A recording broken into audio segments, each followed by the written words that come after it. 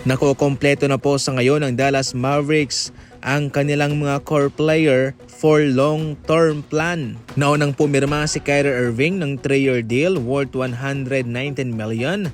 Si Cooper Flag naman, 4-year deal, $62 million. Si Russell, 2-year deal, $13 million. Daniel Gafford, 3-year deal, $54 million. At yung pinaka-latest lamang si PG Washington, 4-year deal, $90 million. Tumaas bahagya ang sinasahod nitong si PG Washington kumpara sa kanyang nagdaang kontrata. Noon, $45 million sa loob ng 3 taon. Siya'y sumasahod ng nasa $15 million plus mahigit annual. Ngayon sa kanyang panibagong kontratang $90 million, siya'y sasahod ng nasa $24 million pataas bawat taon. Hindi na ito masama at deserving naman itong si PG Washington sapagkat naging solido ang kanyang kontribusyon sa Dallas Mavericks sa mga nagdaang season at kabilang siya sa mga rason kung bakit nag-improve ang kanilang depensa. From $15 million to $24 million at long term pa. Grabe. Sa kabilang banda, eto na, paunti-unti na ngahong pumipirma ang mga natitirang free agents sa ngayon. Unang-una itong si Cam Thomas na pumirma na po sa qualifying offer ng Nets sa kanya sa presyong $6 million.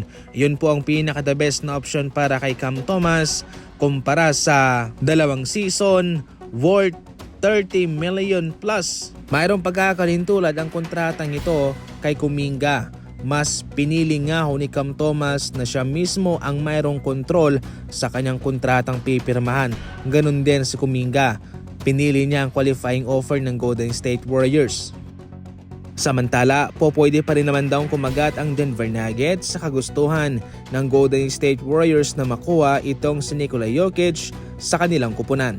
Umugo ang mga samot-saring reaksyon at mga balita patungkol kay Jokic nang kanyang tinanggihan ang extension ng Nuggets sa kanya. Maraming mga fans ang na-excite sa ginawang iyon ni Nikola Jokic sapagkat iyon daw ho'y magbibigay sa kanila ng chance para kahit paano ay maka-offer man lang sila kay Nikola Jokic at baka magustuhan nito. Sa kabilang banda, ayon naman sa mga eksperto, kung sakaling gugustuhin daw talaga ng Golden State na makuha itong si Jokic, mayroon silang pwedeng gawin dyan para hindi makatanggi ang Denver Nuggets sa kanila. Ngunit hindi ito magiging simple mga idol ha. Hindi si Jimmy Butler, hindi si Kuminga, hindi si Al Horford o si Podziemski.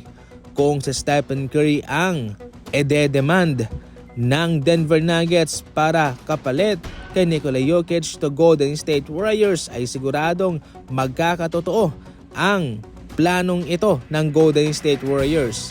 Pero syempre, Stephen Curry ang kabayaran. Kaya sa puntong ito mga idol ay mukhang mahirapan ng Golden State sapagkat magiging walang kabuluhan ang kanilang planong kunin itong si Jokic kung mawawala rin naman po si Stephen Curry sa kanila.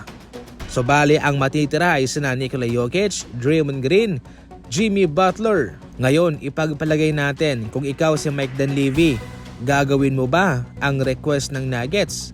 Stephen Curry para kay Nikola Jokic, ano ang call mo? I-comment mo lang.